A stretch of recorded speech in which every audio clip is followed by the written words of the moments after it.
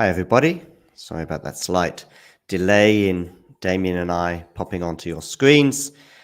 We are here once again with WTA Weekly. Of course, this should be Jakub Bobro's WTA Weekly, but sadly, Jakub passed away just over a week ago. We did have a few words, a few raw words in the immediate aftermath of discovering what had happened, and sadly, Jakub had passed away on Wednesday. But now Damien and I are going to share one or two thoughts of our own, and also some more anecdotes that we didn't touch upon the other day. And also we'll share some of your thoughts as well via Twitter that has come out in the days since the sad news emerged. We will then look back on the last 7 days in women's tennis and a slight look forward as well in the sort of normal format. But obviously, this has been a very abnormal week, Damien. I'm actually going to begin with something we just talked about before we went on air, and I just want to share what I said, which was that sadly we've got to know a little bit Damien's father, Jakub's father, in the last few days in such tragic circumstances, and a real pity. And I want to say a big thank you, if that's the right expression, to him for being so kind and considerate and responsive to all of the messages that I've sent him. He also was the person who shared the news with you, wasn't he? And he was, very keen to speak to you and let you know and tell you such tragic news, but also how much he loved doing podcasts with you, Damien. Yeah, it must take a lot of strength to do that. Basically, like from when he contacted me, like my only goal was not to, just not to bother him with anything really, because I cannot imagine what the guy must be going through. But as you said, he was very responsive. He would always reply, and even when we did that 10-15 minute segment on Wednesday, was it? He even specifically messaged me to thank us for this. So that's basically that I basically cannot really understand how he does it, but I'm definitely thankful for that, and just for letting us know in the first place as well. Yeah. Right now as well, I'm reminded of some other words that occurred between Nick and I a few weeks ago, and I know Nick won't mind me sharing this. About 6 to 8 weeks ago, when we were looking at the transition from grass court to then sort of North American hard, it made sense to sort of have a little break for you and Mario on the ATP side. I know you're still very much a part of the team, but just taking a break from the ATP Weekly, and Nick likewise with the WTA Weekly. For me, albeit that I hadn't known Jakub that long, he just fitted perfectly for the role. So I said he was the first person amongst the team or anyone really that I could think of, and he was the person I thought of that would be just ideally suited to that role. And when I told Nick that was what I was thinking, he said perfect choice. And and so this, of course, should have been Jakub's show and was for the last few weeks, but sadly won't be. We will be mentioning how we're going to permanently remember our good friend Jakub shortly. Before we do, though, I think maybe there might be one or two more anecdotes that you'd like to share. I think there was one thing that you said you wanted to talk about the other day that you didn't get a chance to mention. Yeah, it was actually a message from Elena, one of our Talking Tennis subscribers, that got me thinking about this. That I didn't really mention that.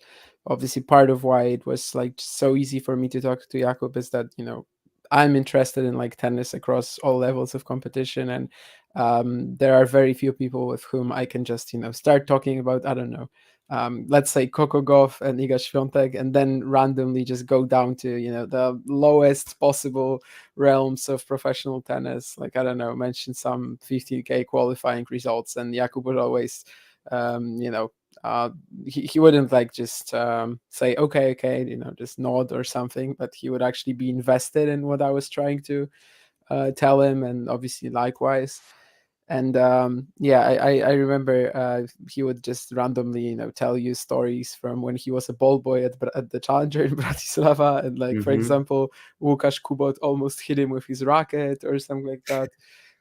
And they were pretty funny. And this one joke that I remember when we were live at that event in last year, when Federer played Basel, they were always saying that he was a ball boy and now he wins this event for the 10th time. It was like mentioned all the time. And I was telling Jakub that in 2012 he was a ball boy. In 2019 and 2022 he was accredited as a journalist to this event. So Mm-hmm. probably in 20 years he's going to be the tournament director or something. And unfortunately, of course, we'll never get to that. But yeah, definitely whenever I watch this event, maybe I'm gonna go to that event as well. And I don't know if this year, maybe in some near future.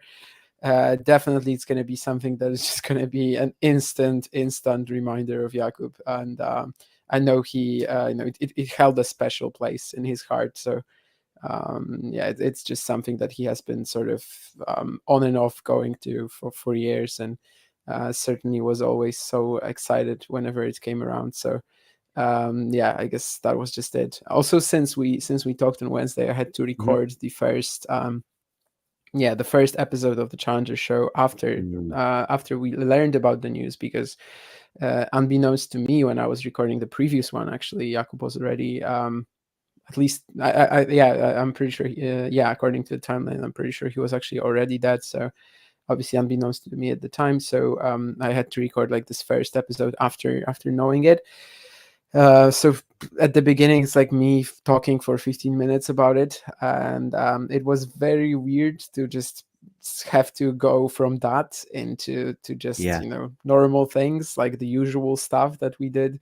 Also, this is an episode where we have some additional stuff like interviews that I did in Kozerki, and it's going to be very weird to promote this as well, Mm-hmm. because it starts with a 15 minutes yeah, just segment of me talking about Jakub.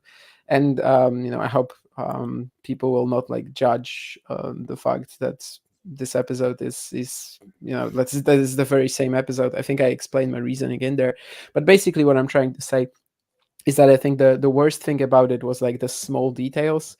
For example, at the end, usually there's it's just it's marginal, it's slim, but at the end, when we finish talking about like previewing the events of next week, I would usually just try to say because it's usually 5 or 4 events on the Challenger Tour, so I would usually try to just from memory say which events we are going to discuss when we meet again with the listeners in 7 days.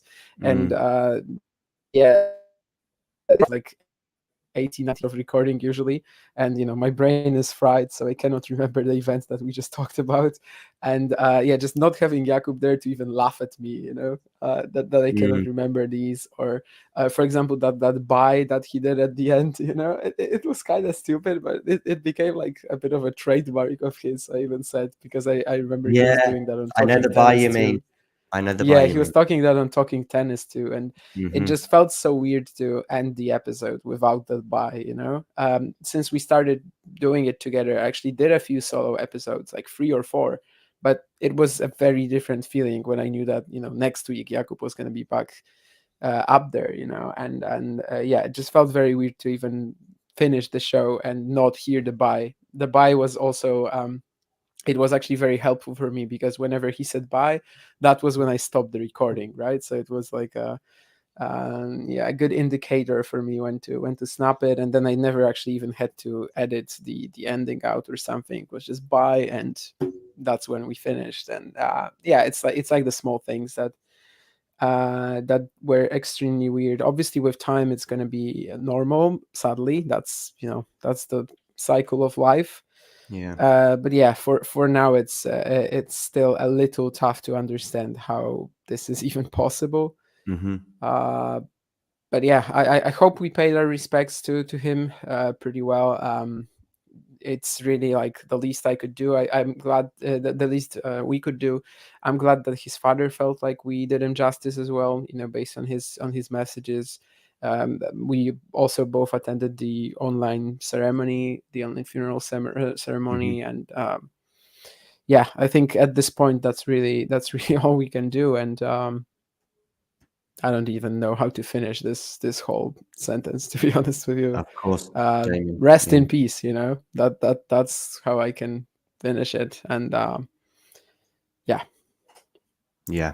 And we will be transitioning to the tennis as minuscule as that may feel, given what's obviously occurred in the last few days.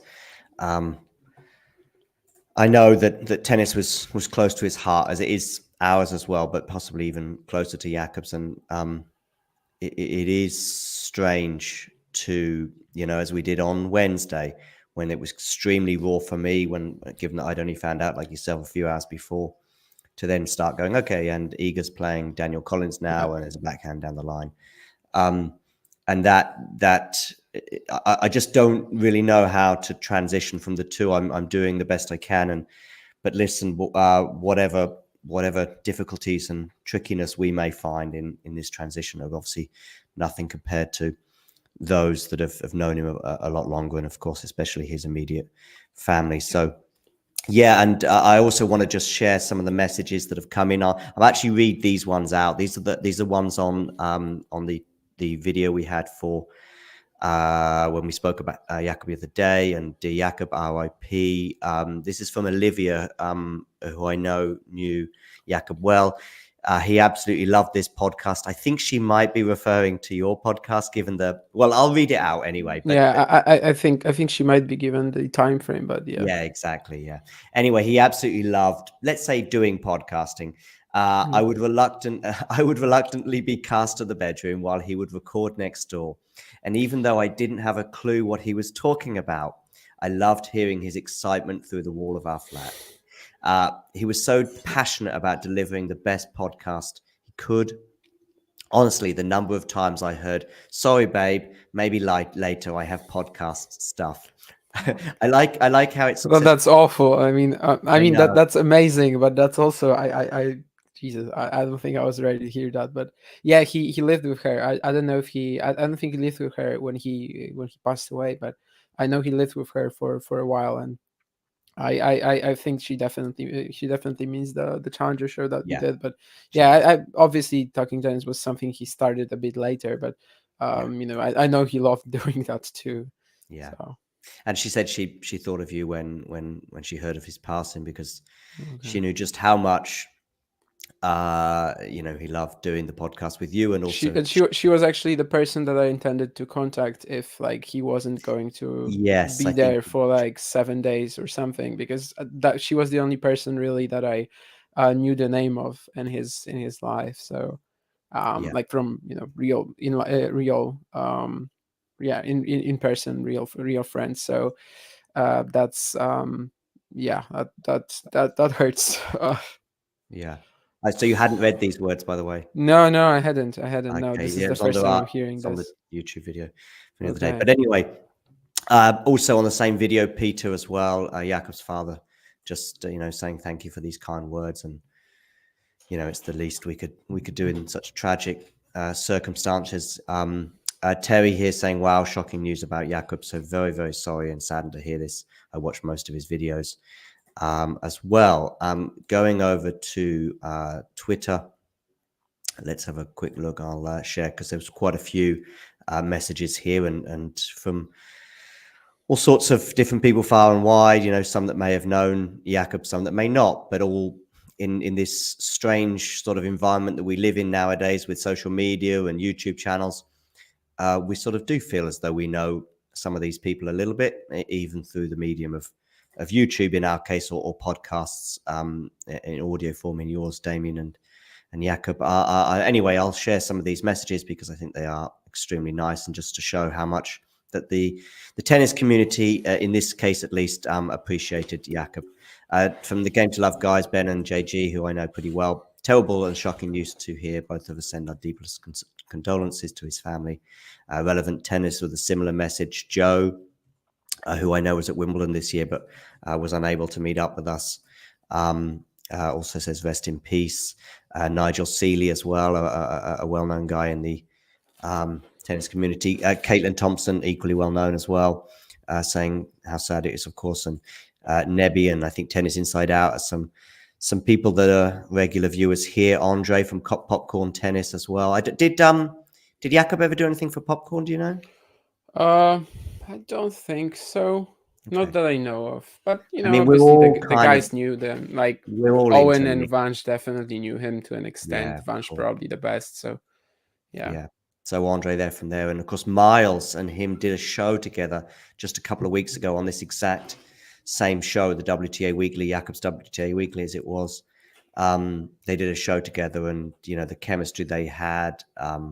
Two great guys who love their tennis and have immense personalities as well. And yeah, so that's and as Miles touched on as well, he also we had a little 1 minute chat afterwards, and I just said just awesome show. The dynamic that the two of them had was great. Sakib as well. I met him in Estoril this year. He's expressing his sorrow as well. Ben Rothenberg as well, well-known person in the tennis community. Oh no, so awful to hear this. Jakob has been the loveliest guy for the longest time on this crazy space. Just a delight to have around, and I second those thoughts as well. I won't go through all of these, but you'll see them on the screen at the very least, which just give you an idea of how shocking it has been. And as I touched on earlier, cannot imagine what it must be like to lose someone so young. I think he was 22, right, Damien? Yeah, absolutely. I'm just replying to Olivia's message. Like honestly, it's hearing this, like reading this now for the first time, it's actually both a beautiful and an awful feeling at the same time. It's like Jesus. Okay, I was already fine, but now I'm sort of shaken. But we're gonna be okay. We're gonna do that WTA Weekly in a moment. But sorry if I'm a little out there right now. And yeah, no worries. I didn't mean to put you off either with that. Of course not. But I'm glad you showed me this. Like I probably wouldn't have known. So I mean, right, we probably so many times as well, we're all sort of denying people from each other, but we're all sort of doing what we love. And I think Jakob wanted to spend time with you, Damien, as weird as it may sound, and maybe through the sphere of tennis, let's say, or through the connection of tennis. In these obviously he had a lot of time for Olivia as well, but it's just amazing to hear something like this, because it's not something you talk about, right? You don't really talk about how much this meant to him and to me as well. And just hearing this from someone else, obviously someone that would hear about it, it's just it's a shame we usually have to learn things like this in like these sort of circumstances. And very often there are things left unsaid, whether it's Jakub or some other people passing in our life. There's always something that you wish you would have said, and then things that you wish, like you hope that the other person knew deep under their skin. Well, maybe you never really talked about it. Yeah, right. There was a message as well on social media, but I know he echoed them as well, from Jack, who, like me, met Jakob for the only time, unfortunately, earlier this summer, or fortunately, but also unfortunately, given what followed. I'll see if I can find it. Here we go. I'll read it out to you anyway. In fact, I should be able to share it too. Here we go. I met Jakob for the first time this Wimbledon. Here we go. I'll just share it with you as well. Having sat down in the Alexander with me and Jakob too. In fact, that sort of came about a little bit randomly. I wrote, I think, in the WhatsApp group saying, "Hi, Jack and I are having a beer if anyone wants to join." About an hour or so later, Jakob got in touch and just said, "Are you still there?" And I was like, "Yeah, we're here for a little bit longer." Yeah, I think it was like 8-9 o'clock. So he said, "Great," and he'll be there shortly. And we also met him the next day as well, but the next day it was a larger group, and I was actually sat pretty much next to Jakob, so a lot of our chat was close. But I also hold dearly the night before when when the three of us, of course, sat down and talked random stuff, tennis, media, whatever. And also Jakob met him on actually within the grounds of Wimbledon the following day, I think, as well. As he shares here, we proceeded to watch Andy Murray defeat Ryan Peniston in the Dog and Fox with the group as well. I was getting tetchy about waiting for pizza. Yeah, that's right. Then of course we went for pizza. Jakob was unperturbed, laughing away on the other side of the table. Wimbledon was the first and last time I met him. R.I.P. So, yeah, I'm now going to say a little bit about how we will give a sort of long-term memorial to him at Talking Tennis, and I think, Damien, you have one or two ideas, maybe very similar ones for your show, your podcast as well. Oh, by the way, Jakob, of course, also some people might not know, but Jakob also wrote quite a bit. I had a few direct messages as well from people saying similar things. I think Ubi Tennis, I think his name is Olcott. I forget his first name, and I apologize, but Ubi Tennis got in. Adam got in touch, and I think they did a bit of stuff together because Jakob was possibly or even more prolific with the pen than he was with the microphone.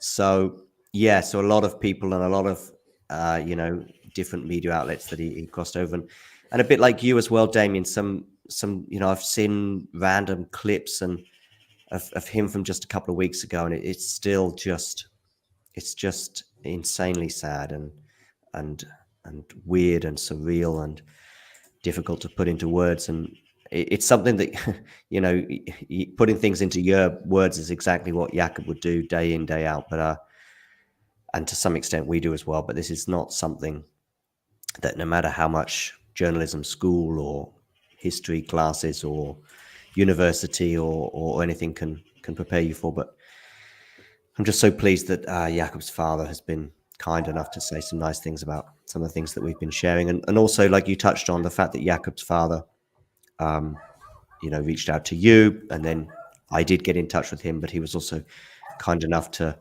let us attend his online memorial the other day as well. So so anything final to add, Damien, before I mention how we're going to remember him on a long-term basis? I don't know if at this point I have anything, we've done the Wednesday show. We talked here. I've had that just me rambling on at the show, and I'm pretty sure there is a lot more to say. I'm pretty sure if if I was able to find the right words, I would have already said it. But at this point, I don't really feel like I have anything to add. What will happen, Damien, is there'll be random moments in the coming weeks, months, and years, I'm sure. And that's how I knew him 3 months, and I'm mostly online, and that's such a short space of time. But it also is testament to the impact, just how emotional you and I have been at various points in the last few days, but also how you will hear Jakob's name mentioned, because there'll be a random moment when we're watching a match or we're having a discussion or an argument or an agreement, and we will mention Jakob's take or Jakob's thoughts, or something will prompt us to mention him. So I actually said this on the show, on the Challenger show as well, that basically over the next at least year or so, like, there's going to be constant mentions of Jakob, because there's going to be something that we talked about 3 months earlier. There's going to be a player that we talked about, and like, Jakob had this take that I'm going to bring up. It's one of them that's going to happen. One of them was prominent last week. He's not the winner of of a particular award that we're going to announce, but one of them was prominent last week, wasn't he? We mentioned Max on one of the Talking Tennis streams. I just mentioned that with Jakob, we had this prediction that Max Purcell was going to get to the top 40 this year.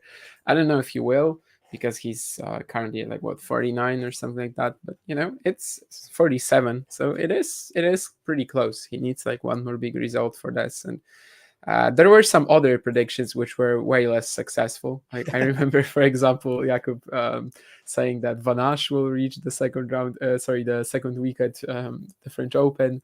I replied that Purcell and Virtanen will reach the second week at Wimbledon.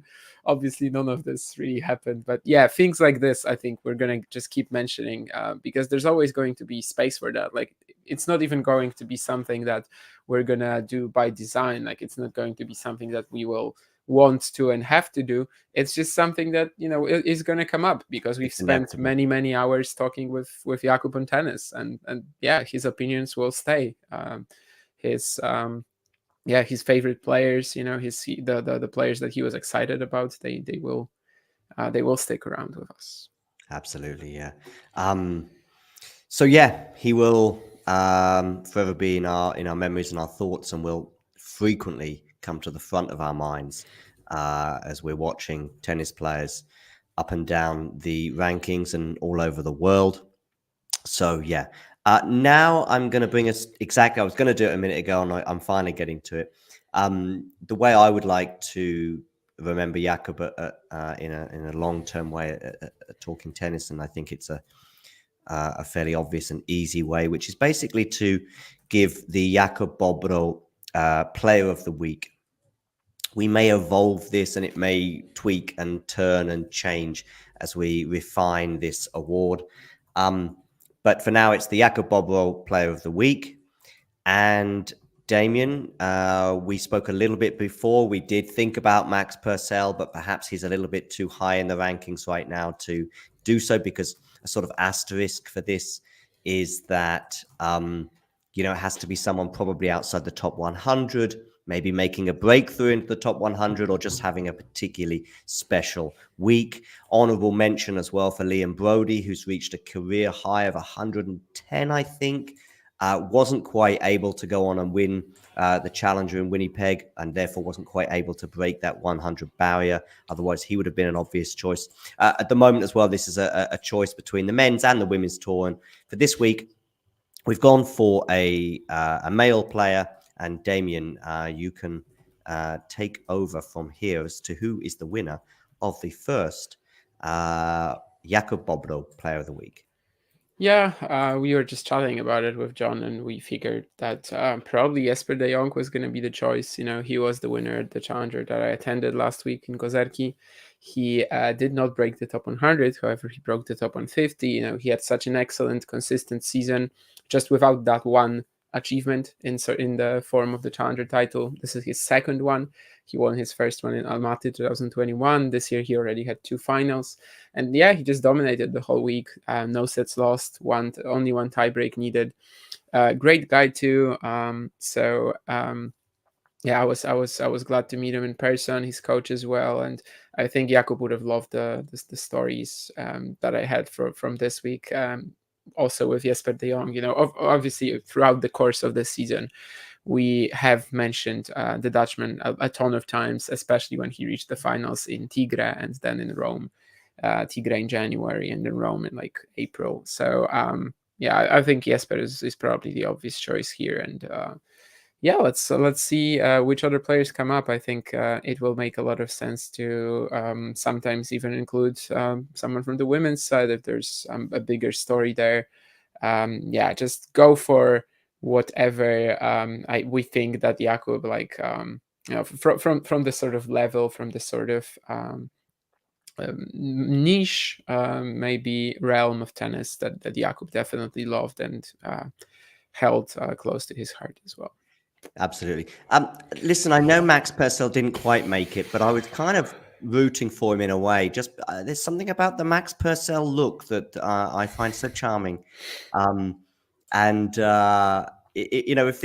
If this appearance, if you like, and this is meant it with absolute love, if this appearance doesn't tell you that he's an alternative tennis player, then not much. Well, he's a bit niche, no, Max Purcell? No, definitely. Yeah, he just basically started focusing on singles this year. He thought that maybe he still has a shot at singles, and it turned out that he broke the top 100 in 4 months or something like that. Obviously, winning 3 challengers in a row, which was insane in India. And yeah, Just an incredible story, and based on the fact that he had nothing to defend in the second half of the year, that's why we figured that maybe Max Purcell was going to be that player who, can even break into the top 40 at the end of the year, or maybe at some point this year. That's why we made this little prediction with Jakub. Might pan out, although we were thinking of like a bit of a different route for him, maybe not necessarily through ATP 1000 quarterfinals, but like, playing these South Korean challengers that he did, but maybe didn't exactly do all that well at also grass, where somehow Max Purcell actually didn't do all that well, but I think he was also injured around that time. But that's basically what we had in mind, and definitely it's a complete breakout this year that is actually very hard to match in terms of, like, I don't know, most improved player of the year. He could be, I think he will be nominated for this award by the ATP, you know. It's kind of hard to see, I don't know, 4 or 5 other players that would be better than him in this regard. Maybe he even has a chance to win this award. Yeah. By the way, Ghosty, I did think of JJ Wolf as well, but I think there's room for both. I think that's one's sort of more, US, and one's a bit more Aussie, if you like. There's a sort of fit for them both. So I think there's room for both of them in the alternative tennis community. But anyway, back to the Jakob Bobdo Player of the Week, Jesper de Jong, tearing it up on the Challenger Tour, and we'll see if he can maybe transfer that as well to the full main tour as well.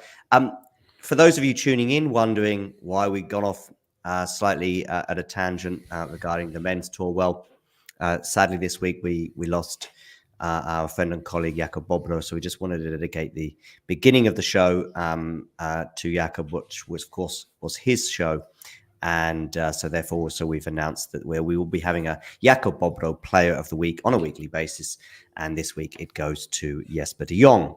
For the rest of you, though, who are tuning in for the WTA Weekly, that will follow now, and we'll take a brief break and have a quick look back on what's been going on in the last few days in Cincinnati.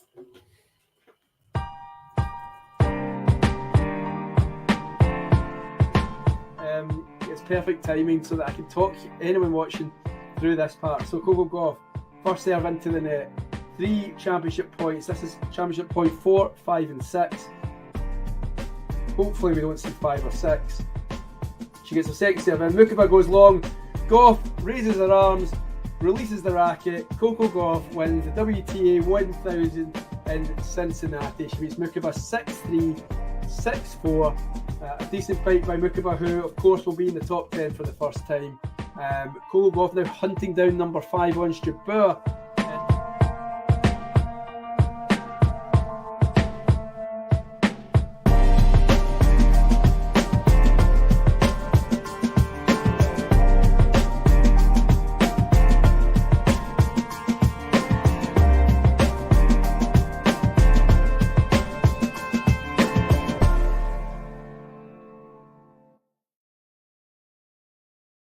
So there we go.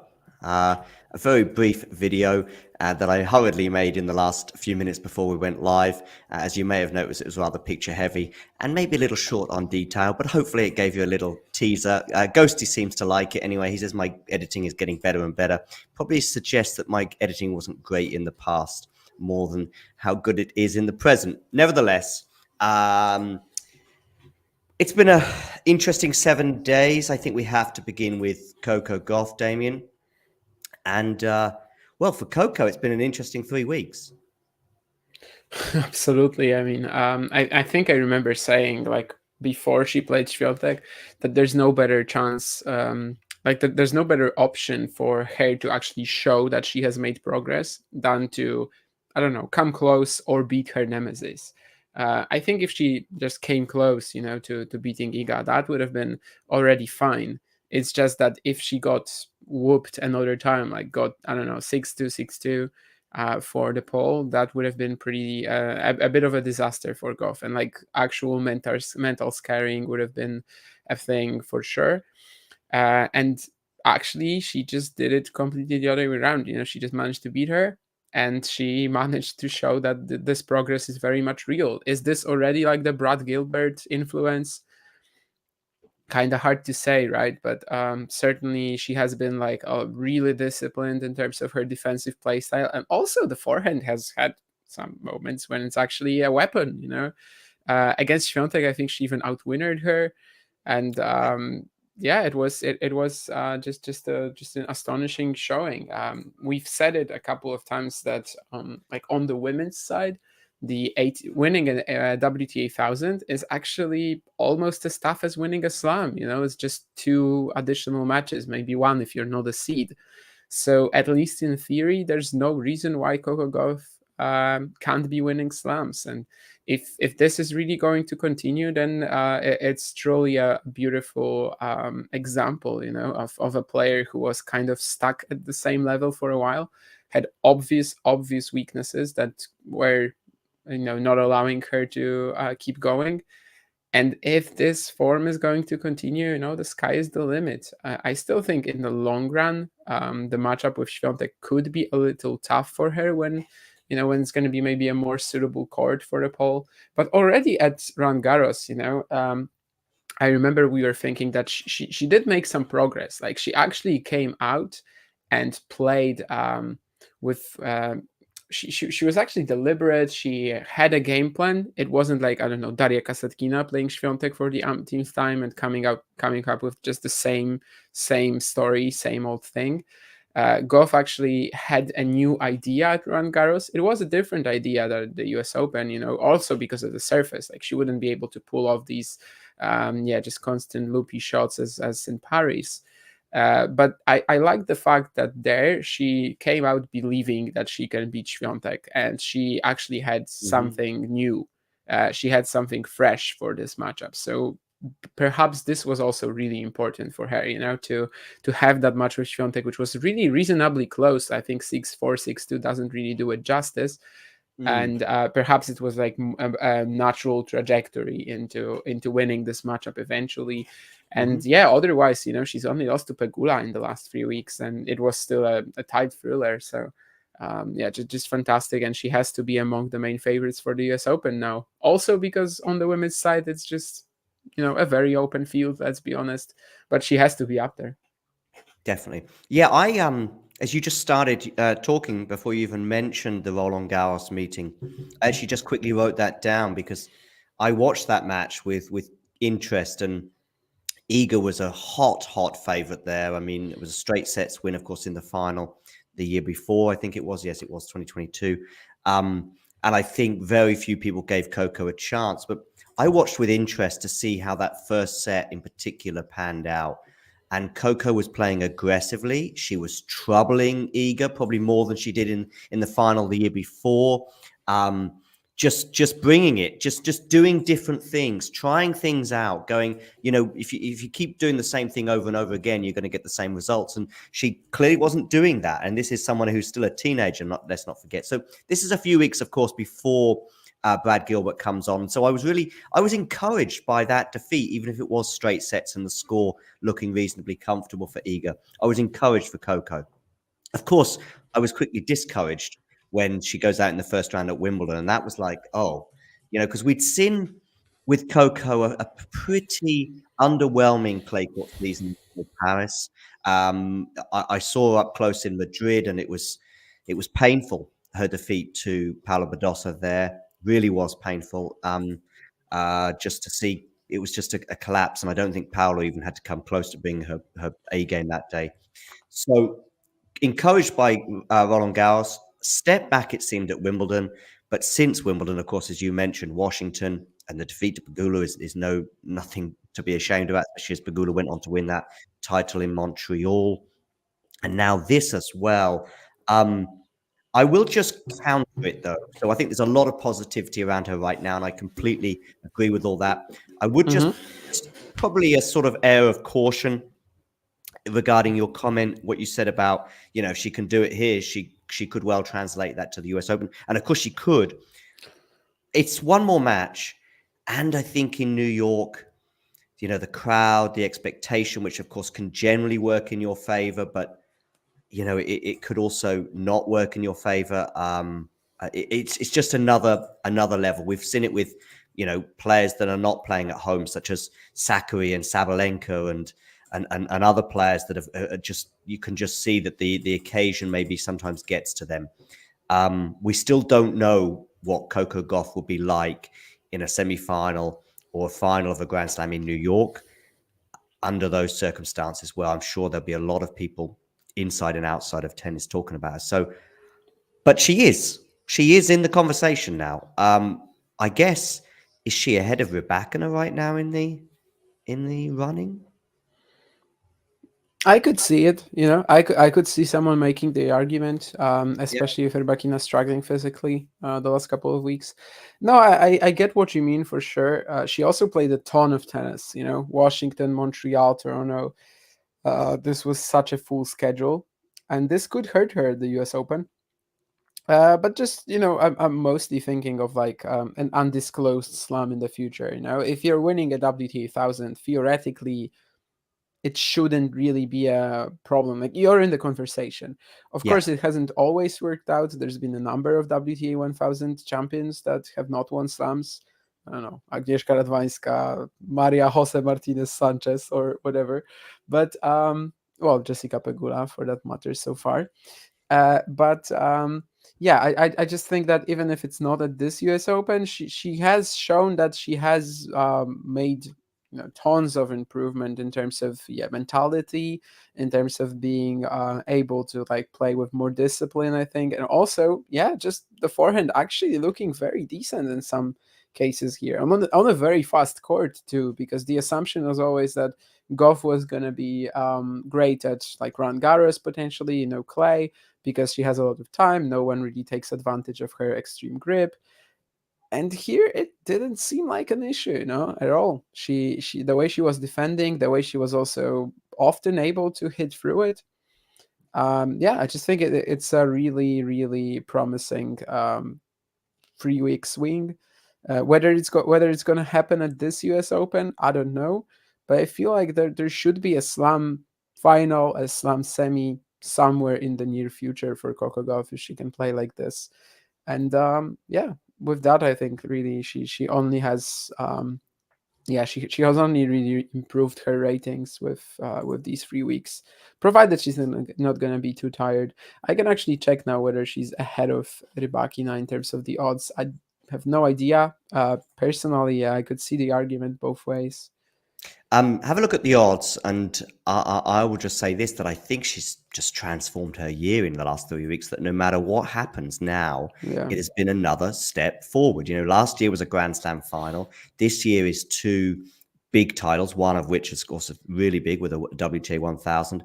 Yes, of course, if she goes out in the first week in New York and doesn't make the WTA finals, but I just think it's been another step forward. Big trophies, big moments, and she's still 19. She's a year younger than Carlos, I think. So So this the site that I have here, it shows like a lot of different probably UK bookmakers. Most of them are. And is it called Odds Checker maybe, or Odds Checker? Odds Checker. And basically, it's super close. I feel like still most of them have Rybakina as the third favorite, but there are a few. For example, Boyle Sports, which is a pretty big one, which has Gauff as third actually, and it seems like it's gotten a lot closer between them. And that's probably the biggest take, is that now it's got closer.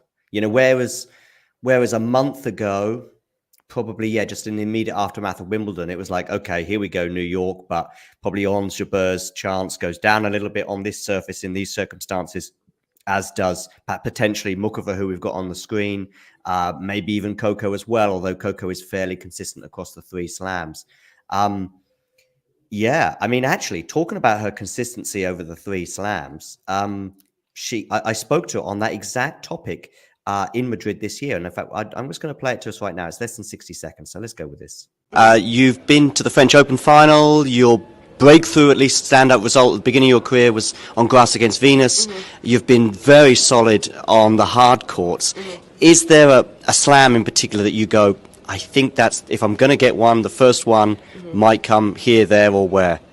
Well, I don't know. I mean, everyone, I'm like, I think this is the first one. So I don't know. I mean, obviously now going to the French, I do have a lot of confidence on the surface. But I'm not really thinking about that. I feel like, in the past I was, and gave me some like defeats that I feel like I shouldn't have lost, maybe more so my head. So going in now, I mean, I feel like, everyone could be the one, but I think I have to just take it a match at a time and just feel it out and enjoy it. I think when you focus too much on the destination, you don't enjoy the journey there. So now I want to focus more on the journey, and if the destination gets there, that's great. Whether that's just a sort of media response, she may well have had a lot of media training, or whether perhaps there's an element of maybe she's spoken to people on the psychological side of the game and, perhaps trying to encourage her to focus on the present rather than, the destination, as she mentions, to focus on the journey, or whether that's just her showing an unbelievable sense of maturity. Whatever way it is, she's certainly producing the results right now. And yeah, I guess third or fourth favorite going into the US Open sounds about right. What about Mukova? Mukova, I guess, had a good week, beating Sabalenka again in a big semi-final. So I don't know if you're still with us, Damien, or you're frozen. I think Damien is frozen. Maybe he'll have to rejoin us. But of course, Karolina Mukova was Coco Gauff's opponent in that final. It was a comfortable win for Coco in the end. But Mukova, I think, can take a lot of positives. Again, overcoming Sabalenka. Is this now an issue for Sabalenka in terms of the fact that she's had two matches now in recent weeks or recent months, obviously with the French Open as well, where she won the first set. It wasn't quite the same kind of collapse that we saw in Paris, but, I don't know. Just talking about Mukova, Damien, sort of overall positives, I guess, for Karolina regarding this week. I think she's just broken into the top 10 as well. Yeah, it's definitely good to see her repeat that. Obviously, she has the game to do it, but since Roland Garros, she had a few weaker events. They were also like these results were not exactly as poor as they seemed, right? Losing to Niemeyer in the first round at Wimbledon, that's normal. She's a fantastic player on the grass. There's also Warsaw, where she had that huge lead against Shamkova, right? We don't know how her event would have ended up if she wins that match. And I think it's just good to see her repeat that, even though everyone kind of knew that she has the quality to do it. It's a completely different thing to actually pull it off. And answering the question from Ghosty about the odds for Mukova, she is pretty much distinctly the seventh favorite, outside Świątek, Sabalenka, Rybakina, Gauff, Pegula, and Jabeur. And then there's a Jabeur's pretty ahead of big her, gap. okay. Yes, Jabeur is significantly ahead of her for pretty much most of the bookies. Then you have Vondroushova and Qin Zheng and Maria Sakkari, and then you have Jennifer Brady. So clearly we are entering some wild territory. So basically about 8 favorites that they consider relatively possible. To probably put it in stark context of how open the women's side is right now going into New York compared to the men, if we put the two favorites together on the men's side, and I said, do you want to have Djokovic and Alcaraz or the field? I know exactly what your answer would have to be, unless you were insanely drunk. However, and even if you were insanely drunk, I still think you'd just be annoyed. That's just the first beer, so not yet. Is it a beer you're having there, Damien? It is, actually, yes. Oh, good for you. I didn't know you. I thought you weren't a beer man. I'm not really, but it's like Somersby, so it's basically like juice. Okay, so yeah, true. that sort of things I can drink, yeah. Yeah.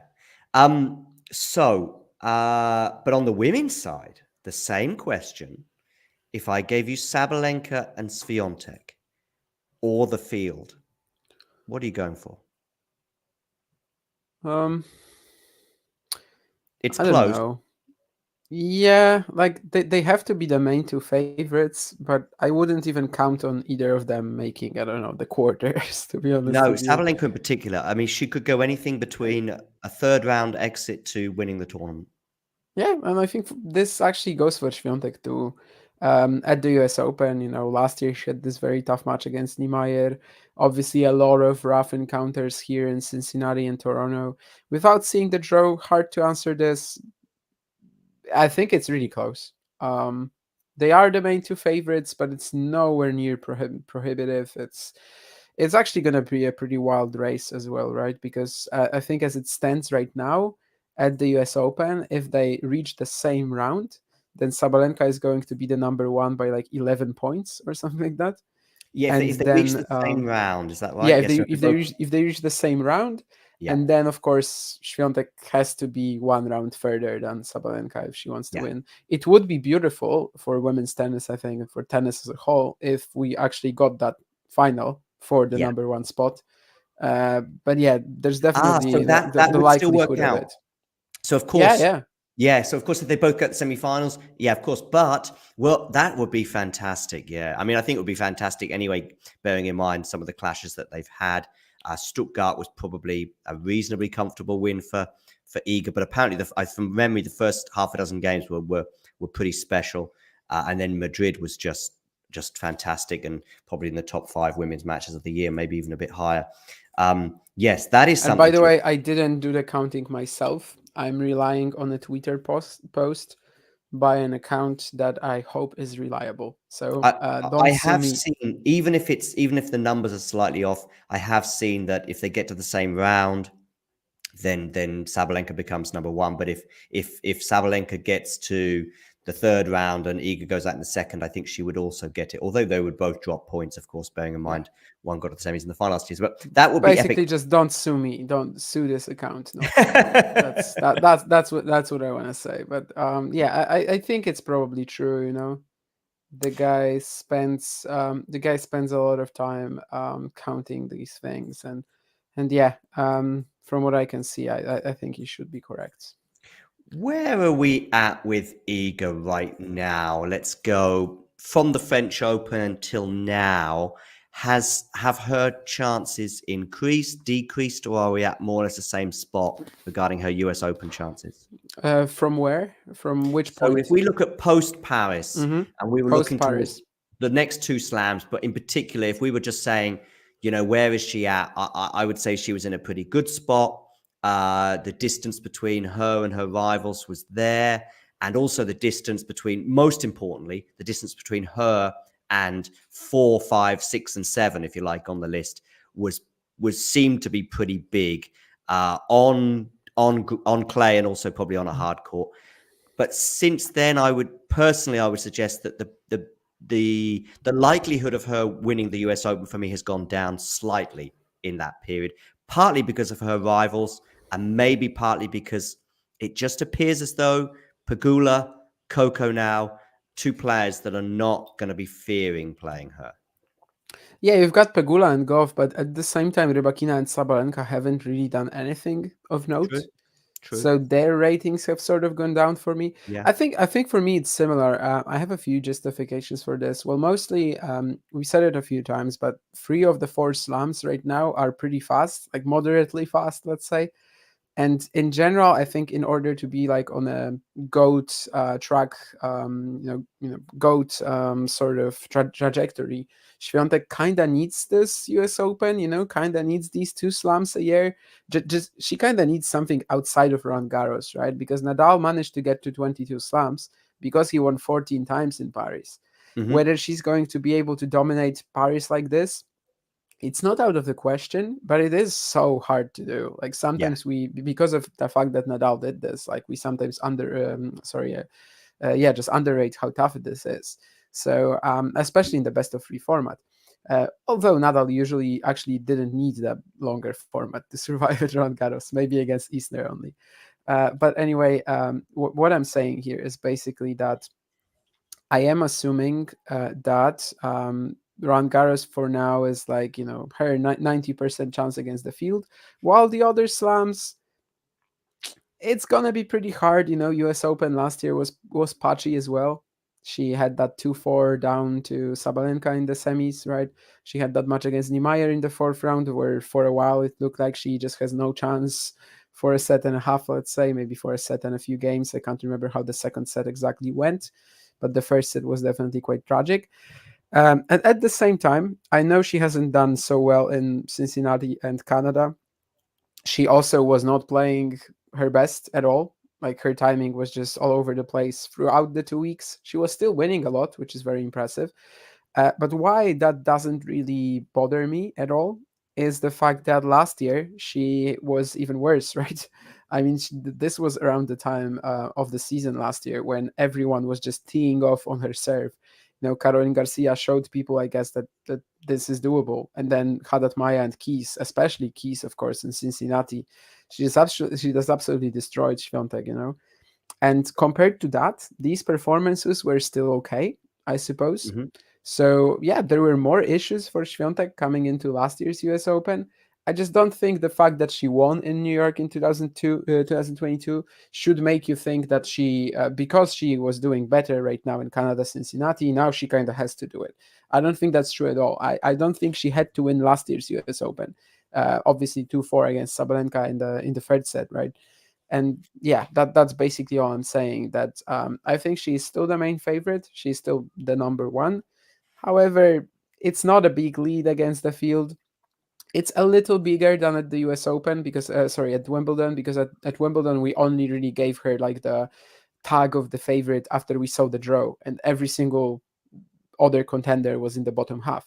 Mm-hmm. Here it's slightly bigger, but I'm not going to say that I'm very confident that she's going to win it. I think it's really remains to be seen. Perhaps it's going to be just like last year's New York when she has a poor match and she battles through it, and then she is she just finds her footing, or maybe she actually loses in that poor match, and there's really no way of knowing right now.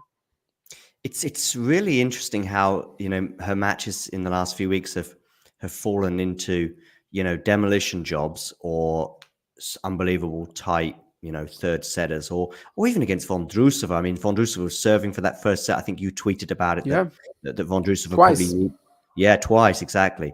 And she probably needed that to really have a chance of winning that match. And unfortunately, was that really a demolition, by the way? Like, other than the Collins No, match? no. Not so much, right? Oh, there wasn't a demolition job. Maybe I'm getting confused. Daniel Collins. Other than Collins, yeah. Other than Collins in Cincy, of course, they went very deep in Toronto, Montreal.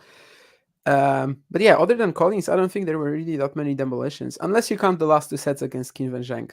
No, I don't. But I was thinking of the two tournaments. Was there not a comfortable win maybe against Pliskova? I don't think so. I'm just trying to think what the score was. Samsonova was that this? That was. She didn't Oh, play no, that's Samsonova. That was the other half of the draw. Yeah. Yeah. Did she not? Yeah, have I think all of her matches in Montreal were pretty tight. Okay. I think she had a straight set of yeah. Okay. Yeah, Pliskova 7-6, 6-2, but that was the opener where Pliskova had her chances for sure. And then 3 sets against Muchova, 3 sets against Collins, 3 sets against Pegula, of course. And yeah, just that 1-6, 1-6 love against Collins, but she had struggled with her just a few days earlier too. So yeah, there really wasn't that much comfort in terms of these two events for Świątek. This wasn't like the demolition mode that we are used to seeing from her, even though she still actually managed to land 5 breadsticks and 1 bagel. But Iga's Bakery, indeed. Okay, what about Sabalenka? I mean, you said about one or two of Iga's rivals sort of floundering a bit in the last few weeks and maybe even the last few months. I guess Sabalenka hasn't quite risen to the heights that she was producing in the first half of the season, losing to Muchova again, winning the first set. And yet, probably right now, if I had to push, I would probably go with Sabalenka to win the US Open. But I don't know if that's heart over head. No, she's still one of the best players in the world, hands down. She is still up there among the main 2 contenders. For now, I guess I don't really want to say who is ahead of whom, mostly because I want to see the draw. But if someone has serious doubts about her mental performance and like how she's going to hold up in a semi or a final, I totally get that. She definitely is not as impenetrable as she was at the beginning of the season. By the way, just one thing that sprung to mind about Iga. Did you see that? I think after the Vondrousova match, there was a bit of a chat between her and the umpire, and I think because of Iga taking too much time between points, right? Yeah, I think it was about her getting a time violation, and then I also saw some people were saying that anytime, like not anytime, but like a lot of the time before a big point on her opponent's serve, she makes them wait. You know, she puts up her racket. Yes, I noticed that a lot in New York last year, but I'm sure she's been doing it a lot longer. I don't know how much of this is deliberate, right? Like I don't even know if this is like statistically correct, like how often she does it. I don't know how much of this is deliberate. Obviously, if it is, then that wouldn't be a fair play at all. But yeah, I think the time violation, it was okay. You know, someone said that, I remember reading this comment that it was a ridiculous violation because the match was obviously over. And I don't agree with this at all. Like, this is not how umpiring is supposed to be done, right? You're not supposed to judge whether the match is over.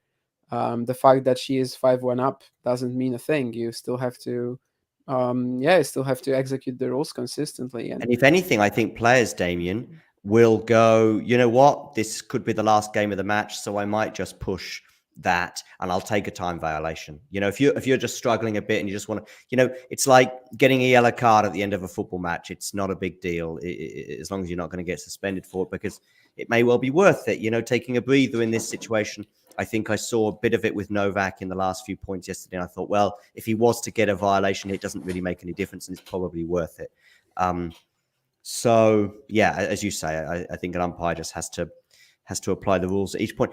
Whether she's doing it deliberately though with the racket thing or not, I don't know. And it's impossible to judge, to be honest with you. Well, she definitely takes a lot of time, but you know the rules are that you have to play to the speed of the server, or the reasonable speed of the server. Yeah, which reasonable can mean a lot of things, and that's also why the rules aren't really executed consistently. But yeah, I think if sometimes she just wants to take a bit longer than her opponent who's serving and it's a reasonable time, it's up to the umpire to punish her for that. And yeah, I just think obviously in this particular spot, you know, I don't think Maria Chitak, was it? I think it was. I don't think she did anything wrong. No. There's also occasional random racket changes. I think maybe even on match point, I've seen her do it. Like it's her match point, I think, and she's gone and quickly changed her racket. Then I guess that's not deliberate, because why would you really do that on your match point, right?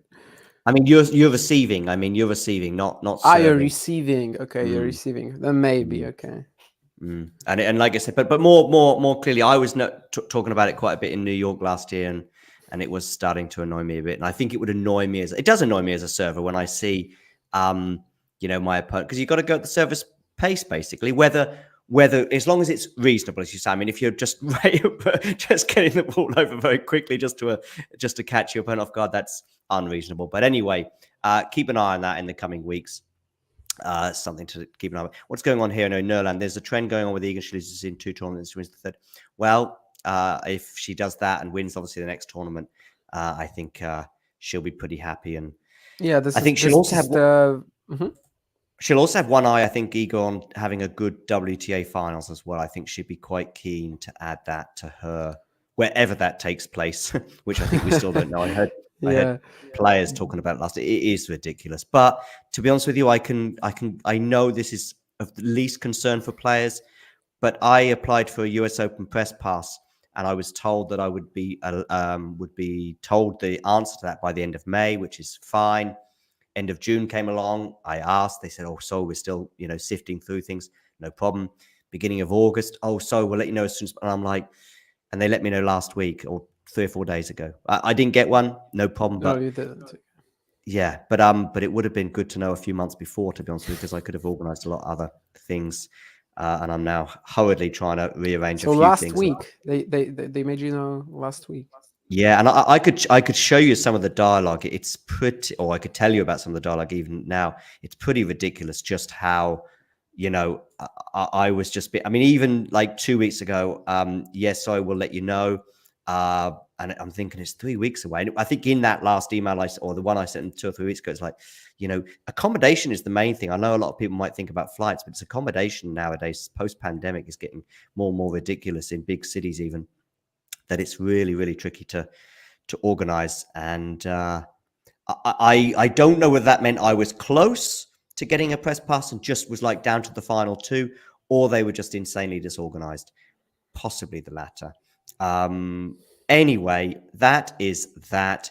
I'm digressing a bit from the WTA topic. Are there any other players that perhaps we should touch on from Cincinnati, or with a look forward towards New York? I'm thinking about it.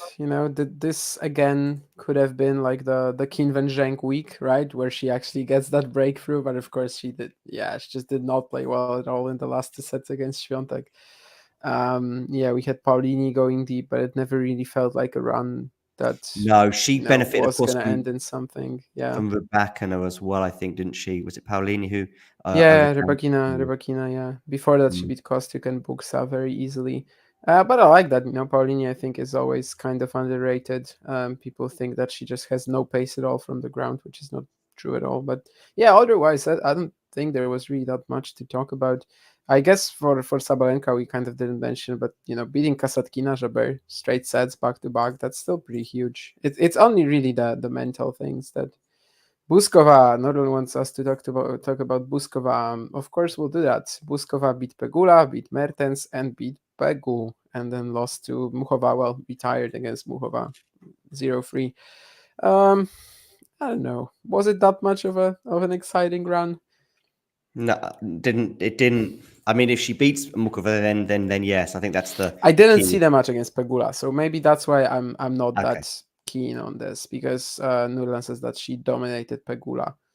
I just assumed, based on the scoreline, that was Pegula tired after that Montreal effort. Montreal or Toronto? Montreal. And yeah, but again, it's just my assumption. It's how I sort of allowed myself to think about this. I just don't know. So I mean, she's just slowly creeping into conversations, Buskova. That's what I would say with one or two of her results in recent weeks, that she's now just sort of, oh, okay, yeah, she's not in the mix to win the big ones. I don't think, not yet, or she's not in the conversations yet anyway. But she may well spring a surprise between now and the end of the year on that front. Anyway, okay, well, we do have one tournament this week, don't we? Is it in Cleveland, a 250? Yep. I have no idea about the entrance there, to be honest with you. I'm just going to have a quick look right now, but I would imagine it's... Oh, I can actually see Wong is playing Grabner right now. Sasnovich is down a break to Navarro. Fresh Paulini is in action there. Trevisan, everyone's favorite Italian, is there too. Fresh from Poland. I can't tell if it was sarcasm or not.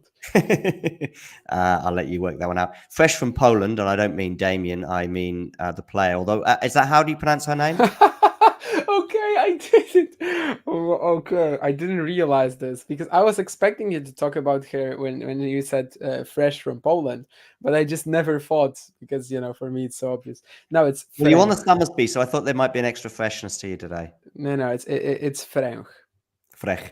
Yeah. Well, then my pun wouldn't work. You're not accentuating the E with the little thing at the bottom, with the tail, or however you want to call it. Yeah, it's you can call it Freuch. Freuch, yeah, that's good. Yeah, not bad. Krejcikova is playing there. I mean, she's kind of fallen off the radar. She would have been a few months ago. What a match, by the way. Clara Tauson, Barbora Krejcikova. Yeah, first round, yeah. I gotta watch this. Good that she showed me this order of play, because honestly, I was just thinking I'm probably gonna watch some challengers today, and I'm probably gonna watch some Winston-Salem, but I never thought I was gonna watch Cleveland. But actually, Tauson Krejcikova, that sounds like a match I should be following. Listen, there's one thing about Trevisan is I think there's something kind of funny about how she annoys everyone. That's just kind of amusing. But maybe if I was a fan of a player on the other side of the net, I might change my mind on that one. So I can see how she divides opinion. All right, Damien, that brings us to an end. We're going to do a lot more, of course, on New York. So we'll have a much bigger look towards that as the week progresses. We'll be doing a draw show, which I don't know if you saw today, Damien, is just going to appear on a screen somewhere at some point somehow. Yeah, I saw that news. Yeah, obviously awful, you know. Yeah, I just don't draw understand. ceremonies could be like such huge, also ways to promote the event, Absolutely. right? And yeah, just it doesn't have to be like the whole FIFA World Cup draw ceremony or something like that. It can be like, in fact, way don't less be prestigious. like FIFA. Yeah, Don't be like that. because it's boring and like they have lots of corrupt businessmen talking. But yeah, just do it, live. Do it with some sort of technical ability, and yeah, it just should be a much better show than it is most of the time in tennis. I think Wimbledon's probably now elevated itself to number one after this year. I think they did a pretty good job this year. I mean, they used to be audio only for a UK-based audience. Now they are visual and audio and international. I mean, French Open Roland Garros has made improvements as well. In fact, we did that with Jakub, right? Actually, so yeah, I think both of them. I think from memory, and you and him became a great sort of draw specialist team. I was really. I think I was maybe out of the Wimbledon thing. I think you did it with maybe it was him. me with Wimbledon then, but yeah, but I'm pretty sure we did. Me, you, and Jakub did Roland Garros, and I think at Wimbledon I was probably out. But it might have been me and Jakub then for Wimbledon. I'm pretty sure I had him on board. In fact, it might have been Jakub Mario. I'm not sure, but it was some dynamic partnership with Jakub for both of those draws. So we'll cover the draw anyway, and she can annoy me all night long. Trevisan, of course. So we'll cover the draw on Thursday. Probably we'll go live probably a few minutes before it gets released, and then we'll just react to it and show it on the screen and just talk tennis. We'll probably have another ATP and a WTA Weekly as well squeezed in on the eve of the tournament, probably on Saturday, maybe Sunday, and then it'll be, fast forward to New York. I'm just wondering if I've got anything else. Yeah, I've got a video that's going to come out in the next day or so, maybe tonight if I get things done. And Damien, you have a cameo appearance in this video. That's all I'll tell you. I think it's 2 seconds. So blink and you'll miss Damien. It's a 20-minute show more or less altogether, putting a few things together, but Damien does have a 2-second cameo in it. And it's about the topic of whether Carlos Alcaraz will win 10 Grand Slams or more. And you're thinking to yourself, how have I got a 2-second cameo in this? Well, maybe it's just me saying yes or or something like that, right? Could be. I think you're a little even more direct than that in your analysis of the question. If it's possible to be more direct than yes, I think it is possible. Yeah, is it possible? Do I just say? There's all sorts of there's all sorts of bad words you could do in incredulity regarding the question. That's true. And in fact, that might well be the cameo. I'm giving too much away. So make sure you hit the like button. Make sure you subscribe to the channel. Damien, thank you for stopping by today. Of course. And thank you to everyone who's tuned in. And of course, you know the drill. If you enjoyed this video, make sure you hit that like button.